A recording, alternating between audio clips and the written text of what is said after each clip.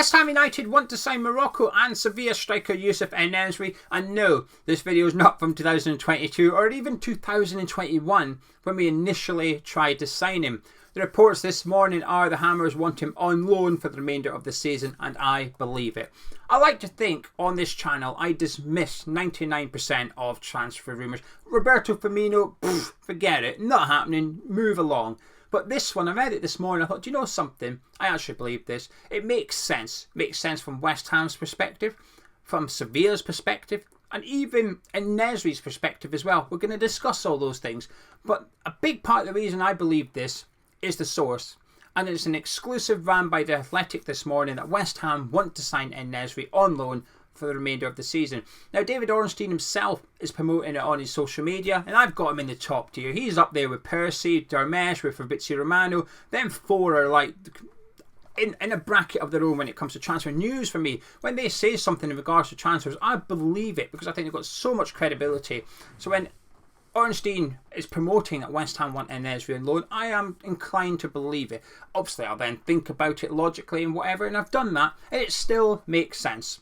So, we know what the rumours are now. West Ham want him on loan for the rest of the season. From West Ham's perspective, well, let's go back to 2021. David Moyes confirmed we bid for him. We bid for him 2 years ago in the January transfer window. The price tag was rumoured to be around 30 million, but Moyes himself got asked about it and said, yes, we bid for him. There's other players we bid for as well.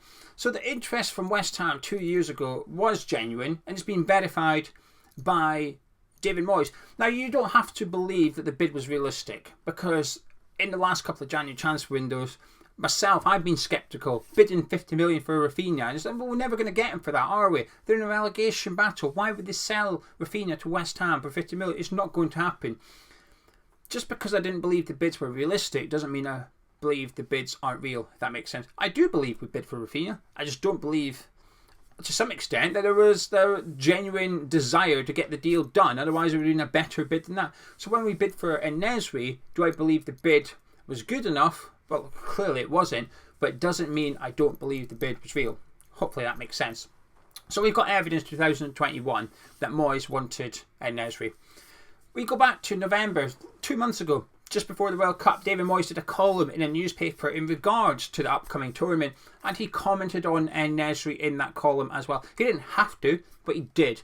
And it wasn't much. It was only a couple of sentences, something about how he's a busy striker, moves about well, whatever. It was nice positive words about En-Nesyri, a couple of throwaway sentences, but it's Moyes still going on about En-Nesyri.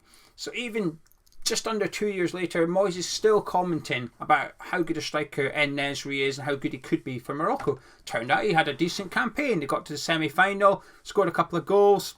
Now, I didn't see much of him. In all honesty, there was a couple of games he got subbed off for Morocco, and I thought, oh, didn't even know he was playing, didn't even notice him. But it's going to be difficult to look good as a striker in a team that defensive. It's not my kind of football, and it worked. They got to the semi-finals of the tournament, but it was very defensive football from Morocco, I think we can agree. You know, just defend for 90 minutes and try and get something on the break. It worked. But I think it's difficult for a striker to look good when playing in that system.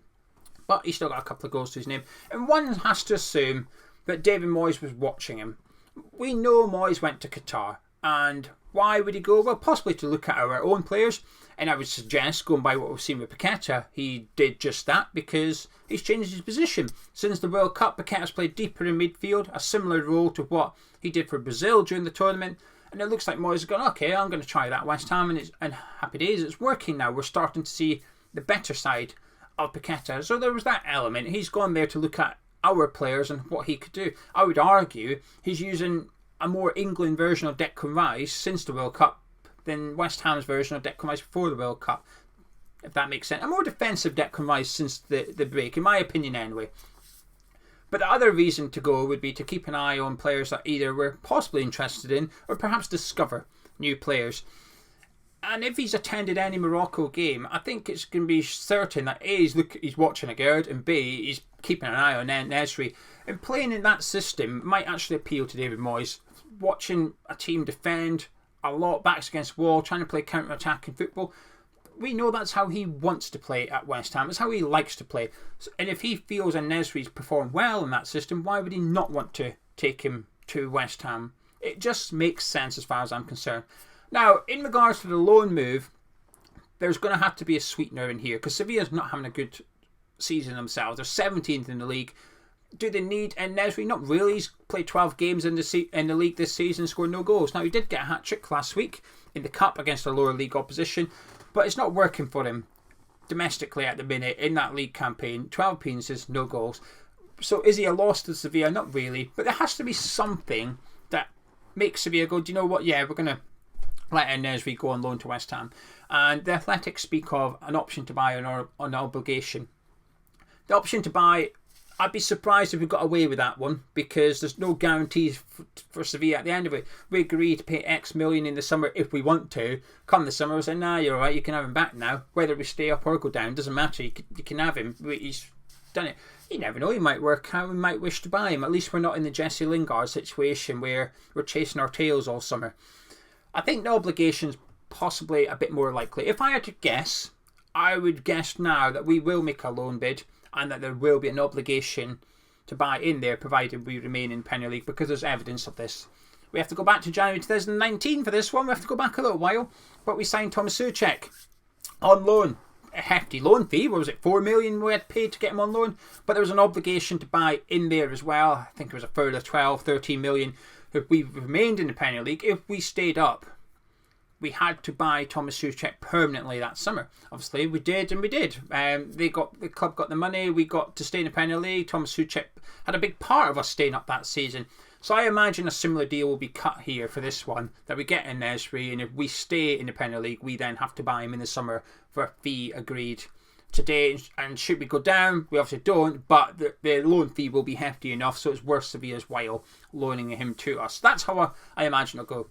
We've already discussed why it would make sense for Sevilla. Like I said, they're not having a great season at the minute, and En-Nesyri's not scoring goals for them in the league either, so it would make sense to just allow him to leave. Would he come to West Ham? Well, the manager wants him, but also we've got Nevergaard.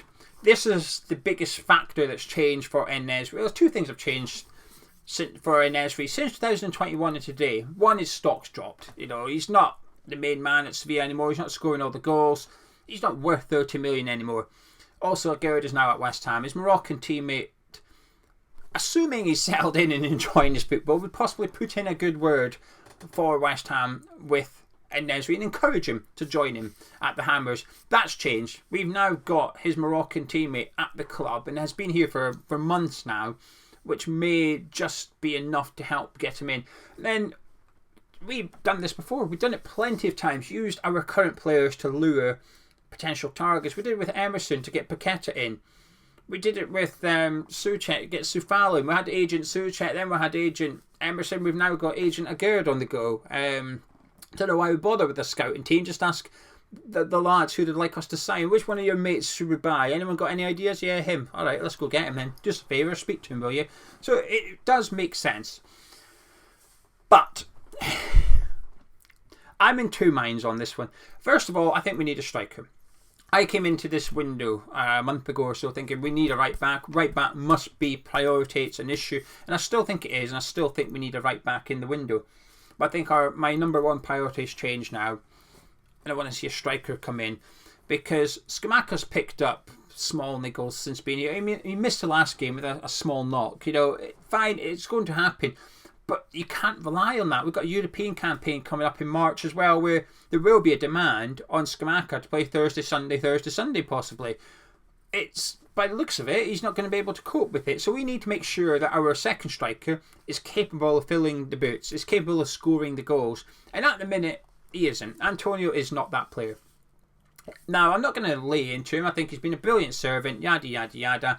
I've defended him enough on this channel as a striker. But the fact is, in his last 34 Premier League appearances, he scored 4 goals. That's not enough. It's not good enough. We need goals. We are the 4th lowest scorers in the Premier League. We need goals. Now, that's why getting linked to En-Nesyri makes sense.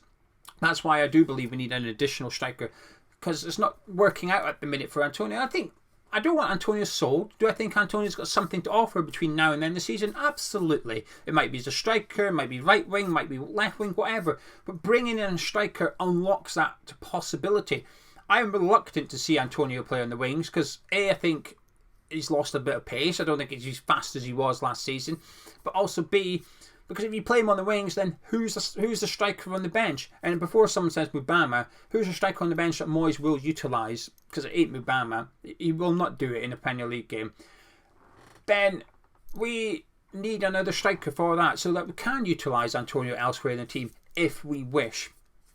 So anyway, like I said, 4 and 34 is not good enough. I broke down the stats a little bit more in the previous video on Patreon, but essentially 25 of those 34 games, he played 45 minutes or more. I mean, 18 goals and 71 last season, this season. It's not the worst record in the world, okay? He has scored in other games. I'm handpicking the Premier League. He scored in the Europa League knockout.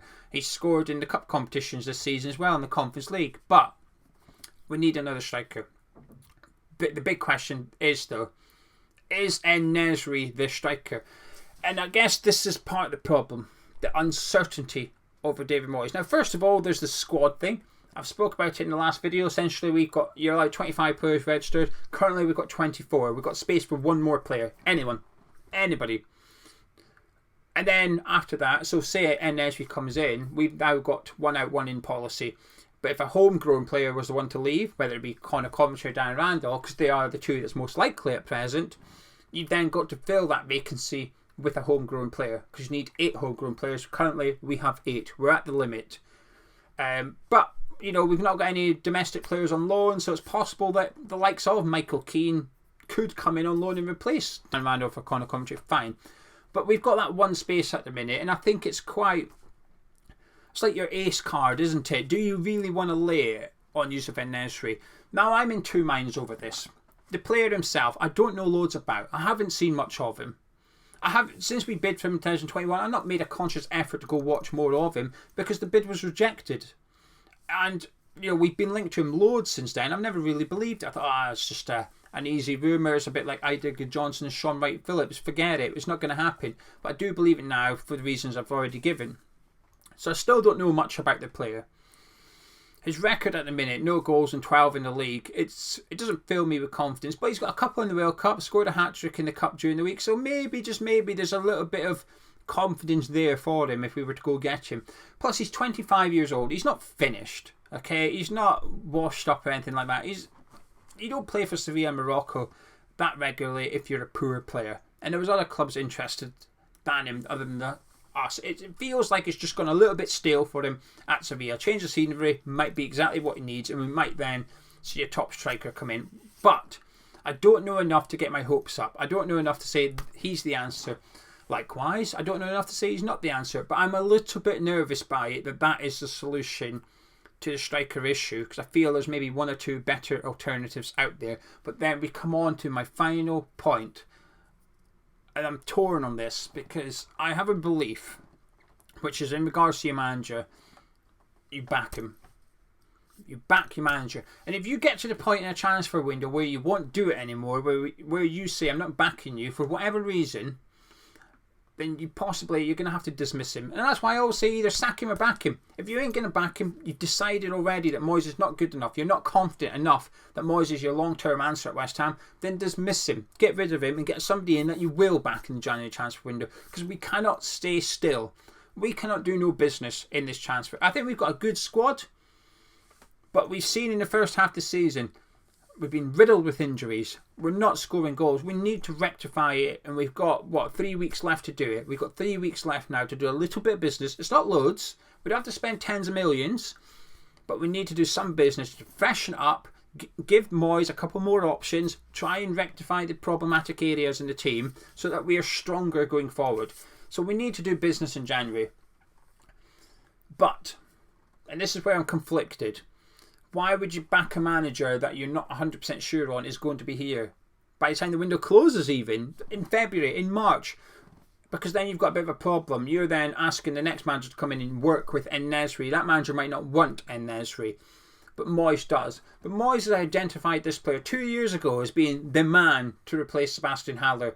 He was identified before Rob Newman was at the club. So we know it's a David. We've got this query over every signing that comes in. Is it a Moyes signing? Is it a Rob Newman signing? Is it David Sullivan? Who has identified this player and who has decided that's the man we're going to go get? We've done it, and we still do it. You look at Flynn Downs, and it's hard to say, yeah, Moyes wanted him. You look at Scamacca, Paqueta, the players that have come in, you look at them and think, But one player that we were linked to before Rob Newman came into West Ham, not En-Nesyri, the only other player, the one player that we signed in the summer was Neifagerd. Into the team straight away. There's no doubt about it that that's a Moyes pick. Neifagerd joined and said, I've spoken to manager loads. Has any other signing said that? Has Maxwell Cornet joined and said, I spoke to Moyes loads when I was at Lyon. Moyes loved me when I was there before I went to Burnley. Didn't happen. Neifagerd is the only one that's come in and said, I've spoken to the manager loads. And I don't mean as in, I spoke to the manager last week. I mean, spoke to the manager during the season, whatever. He's the only player that we know. Now, this might help us. Like I said, a girl can speak to En-Nesyri, perhaps persuade him. But there's always this query over who signed each player. But we know that En-Nesyri is somebody that Moyes wanted because we didn't have a scouting team. There's no, maybe it was Rob Newman wasn't here. It wasn't him. It was Moyes. Moyes chose Gerd. Moyes maybe he watched a Morocco game or something and thought, I fancy that centre back and striker. Can I get both of them, please? I don't know. But like I said, do you back the man that's got an uncertain future? Well, I think you have to. As a fan to some extent, looking at it from the club's perspective, no, I think it'd be a silly thing to do. That if you think there's a possibility you're going to have to sack the manager to go get the striker that the manager wants, it's risky. I think it's a bit silly. But at the end of the day, if he's your manager, you've got to back him as much as possible. You've got to give him all the tools possible to get through this. And if you don't think he will, then get rid of him and get somebody in that you think will get through it. While we're running out of time in terms of matches, the one thing we are running out of time quicker than is in the January transfer window. And there's still ages. There's only a week gone by. It's the 9th of January. There's only just over a week gone by. There's 3 weeks left. There's plenty of time to get business done. And I feel January transfer deals tend to get done in the last week anyway when clubs start to panic and whatever. But we need to do business regardless of what happens against Wolves. Regardless of whatever happens against Everton. Whoever the manager is, we need to do business. This one, I believe it. West Ham to bid to get En-Nesyri on loan. I think it makes sense. Like I said, the source is very, very credible. Do I think En-Nesyri is the answer? I don't know. I don't have enough evidence to say so. But what I do know is Moyes really wants him, so that's got to be a plus. But, I don't know, just gut feeling is no. My gut feeling on this one is I'm not convinced by him. It's literally just a gut feeling. Anyway, I'm going to disappear. If you enjoyed this video, drop a like, comment, subscribe if you're new to the channel. Youssef En-Nesyri to West Ham. We'll wait and see. But one thing's for sure, even if we don't get him in January, we'll be linked to him in the summer. I'll catch you in a bit.